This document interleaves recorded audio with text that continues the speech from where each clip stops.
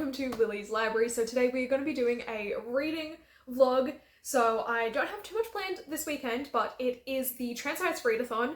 I have finished one book for the readathon and I will speak about that in a bit. I'm still trying to decide what to read next. I have a book downloaded on my e-reader, but I'm not too sure if I feel like reading it at the moment, so I might have a look and see if there's any novellas or graphic novels or something available instead and pick up one of those. But yeah, I'm finally in our new home. We've been still slowly unpacking. You can kind of see a pile of stuff behind me. There's like my bags and boxes, like the PlayStation box and stuff that needs to be put away, and there's more boxes behind the couch here.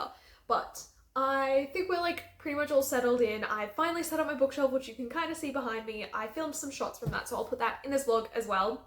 But as for this weekend, like I said, Farseer Readathon is on, so I'm going to decide on another book to pick up for that. I'm just not too sure what I feel like reading. There is some other books I want to try and make some progress on this weekend, but we'll see how we go.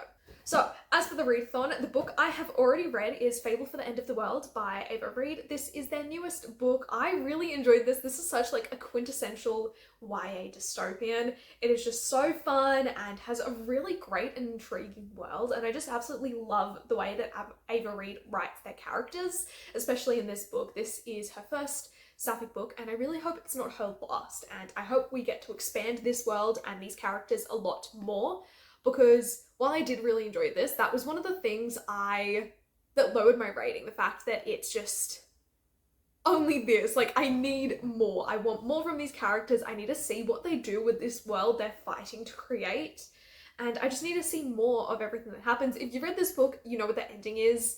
It is quite open, which I do really love open endings, but in this case I just want more. I just love this world and these characters and Ava Reid's writing, and I just need them to give me more. So yeah, this is just very fun.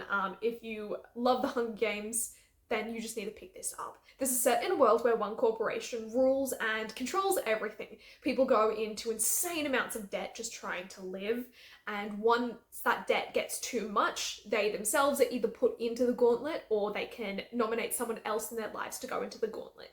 And the gauntlet is where there is a sacrificial lamb that is given up to the slaughter, and you've got an angel who has to track them down and kill them. If the lamb survives, then they have all the debt wiped clean, whether it's for themselves or someone else. Typically it's someone else's debt that they've been put in for.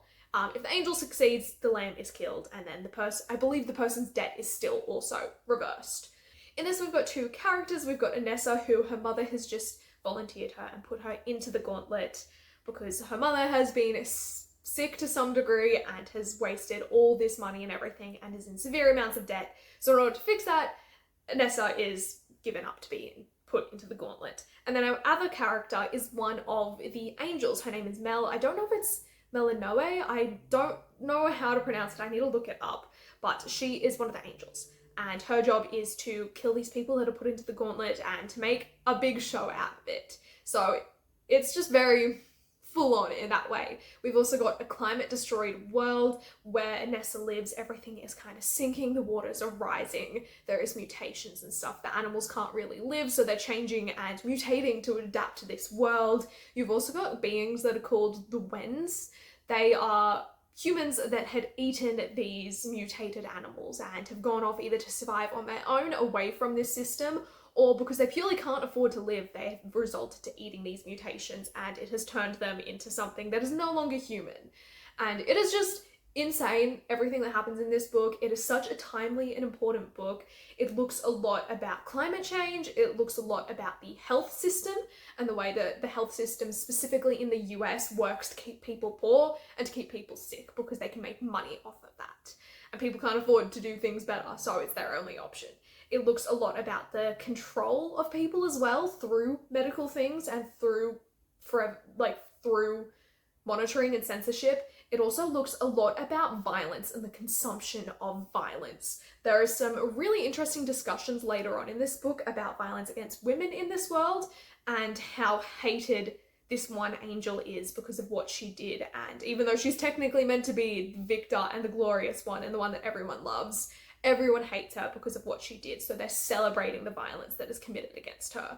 This whole thing is just fucked and heavy and so good, and I'm just in awe of what Ava Reid can do. I really hope this world gets expanded, just because I need more books from these characters and in this world. I want to see what they're fighting for and see how that goes, because that was one thing that I felt was missing in this, that ongoing eternal fight that you get from a lot of dystopians. It was there, but I just want it to go further, so I really hope we get a second book. But that being said, the next book I want to read for the readathon is maybe How We End by L.M. Juniper. This is a zombie apocalypse one, so kind of similar theme, apocalyptic kind of stuff, or that kind of vibe.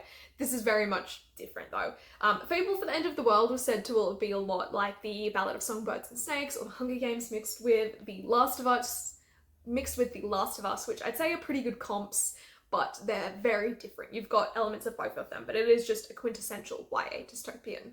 So How We End is a zombie apocalypse book. This is by L.M. Juniper. This is set in the UK, and we've got a trans man main character, and I'm intrigued to see how it goes. I'm not too sure if I am going to pick it up. It sounds really fun, but I kind of feel like just a short read, so I might have a look at how long that book's going to take me and go from there. Maybe I'll look at downloading a novella and read that instead. Either way, I will be making a donation at the end of the readathon. I just got to decide on the set amount for it. As for other books, this is also the last weekend of March, so I really want to try and read Vanishing World by Sayaka Murata. This is an arc that Ellen and Unwin very kindly sent me of her newest book. This comes out in April. I gotta double check the exact date, but I believe it's like very early April, like first proper week. So I'm very excited about this one. I think I might try and read it this weekend just because it's pretty short, and I can usually read Murata books very quickly. Earthlings is probably the book that took me the longest, just because I had to take a break because it was messing with me and it was so fucked up and sickening that I kind of couldn't continue reading it and had to take a break. I feel like this will be something that will be quite easy to get through.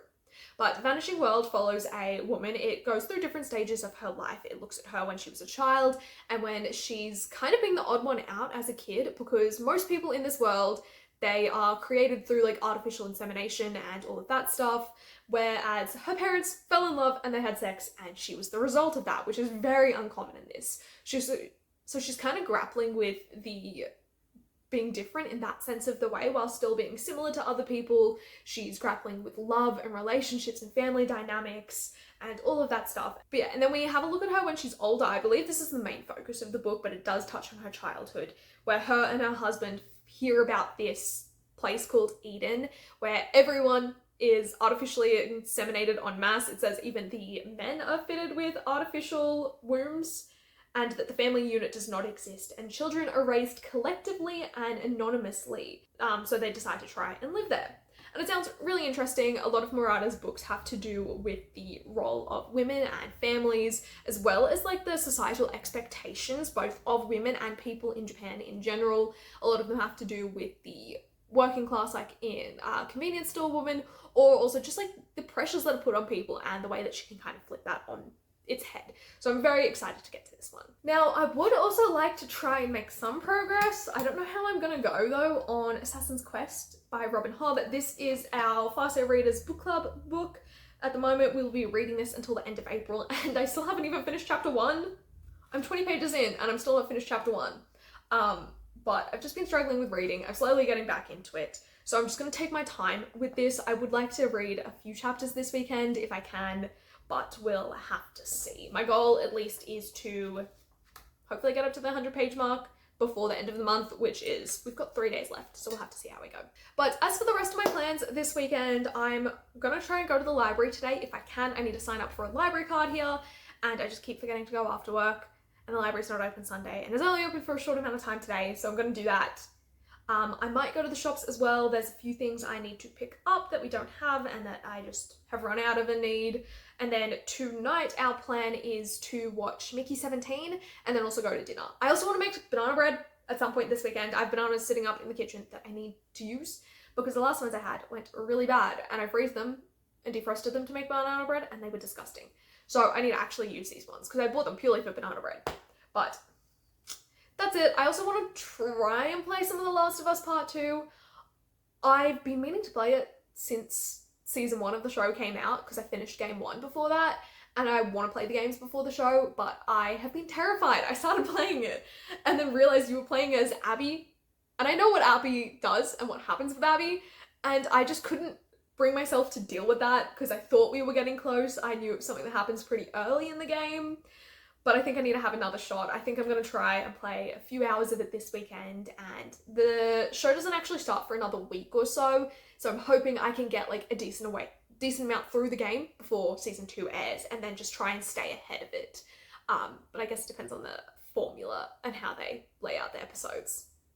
But we'll see. I would like to really play some of that. I haven't played any video games in quite a while, and I would really like to get back into it because I enjoy them, even though I fucking suck at games. But we'll see how we go. I feel like I've yapped and rambled for long enough, so let's get into the actual reading.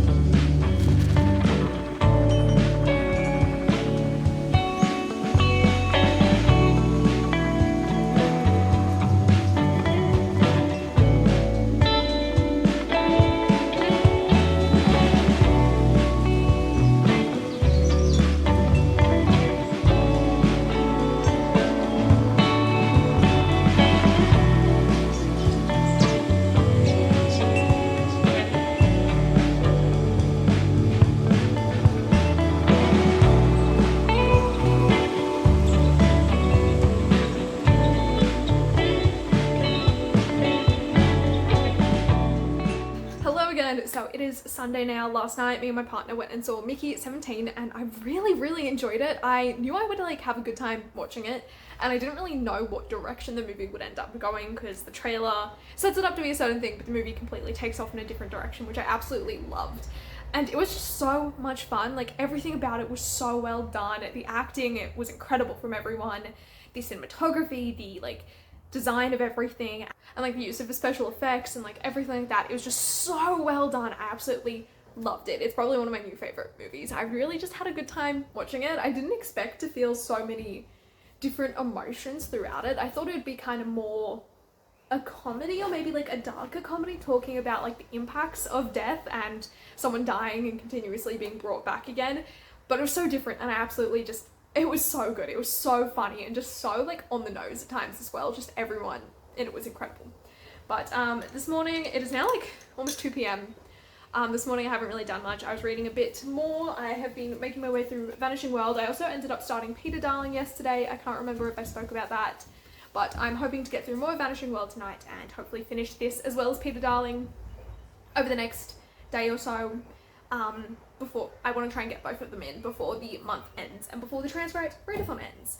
But at the moment, I'm waiting for my banana bread to finish cooking. It's only got a few minutes left, and then I think I'm actually also going to be playing a video game soon. I have something to eat, so I might watch some YouTube or something while I eat, because it's a bit hard to play video games. But my plans are either The Last of Us Part 2, or I actually just bought Firewatch on my Switch, which I think it's downloaded now. Yeah, so I finally got that, so I might also play that.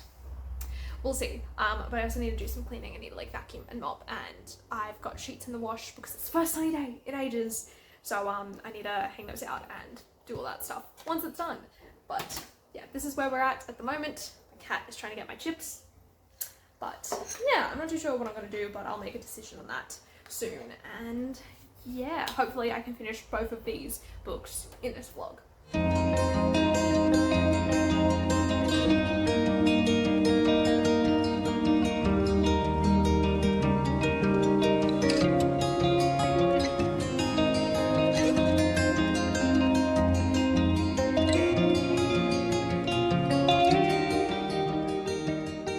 Okay, it is a whole lot later now, but I have finally finished Vanishing World by Sayaka Murata, and I have a lot of thoughts and feelings on this.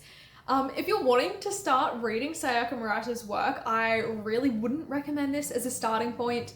I definitely say you should ease yourself into it and start with Convenience Store and Life Ceremony, and then get to Earthlings and Vanishing World, because this is a very uncomfortable read and covers a lot of very taboo topics. The main focus of this book is family, marriage, and creating a family and childbirth and pregnancy. In this world, a lot of people don't actually have sex to conceive babies. They don't even have sex at all, really. Instead, they all use artificial insemination, and our main character is one of the few people whose parents conceived them out of sex. And so she's very alone in that, and all her friends think it's weird. It's seen as incest if a married couple sleeps together and has a child, because they are a family. They shouldn't be doing that. They should just be using artificial insemination instead, and that's the correct way to go about it. And our main character deals a lot with that, as well as her own sexual urges and her own desire to have sex and find people that have that as well, and all of that. We follow her throughout different stages of her life. We start off with her as a child, and as she grows up to be a teenager and into early and late adulthood, when she is looking at starting her own family and having children and marrying someone that she met at a marriage party or matchmaking party. And her husband have been together for a while, and they've been wanting children, and they hear about Eden, which is this test city where people are being artificially inseminated at random and by random donors and everything, and none of them are being the sole ones to raise that child. Everyone in there is the mother, everyone there cares for the children all are in their own separate facility.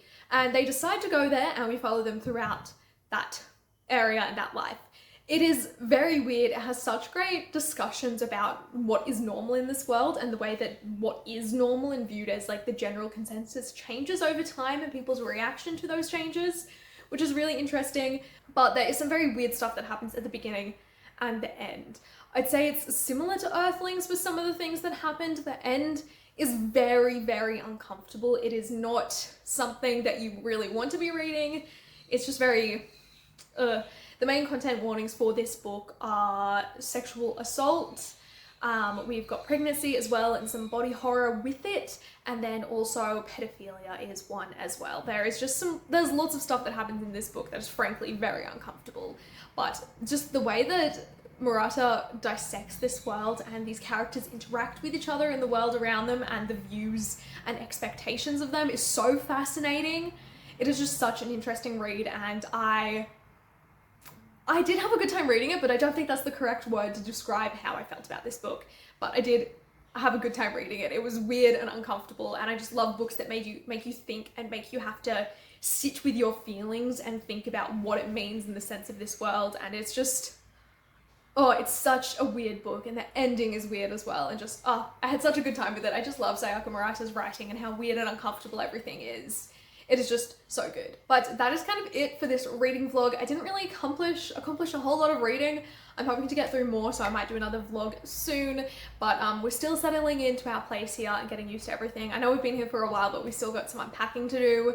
So yeah, it's just been nice kind of adjusting and taking things slow, but I'm hoping to get into a lot more reading this month. I've already finished one book, so I'm hoping I can get to a lot more, but we'll see how we go. But that is it for this week's video. Let me know if you have read any of Sayaka Murata's books and what your favorites has been, and if you will be picking up Vanishing World or not.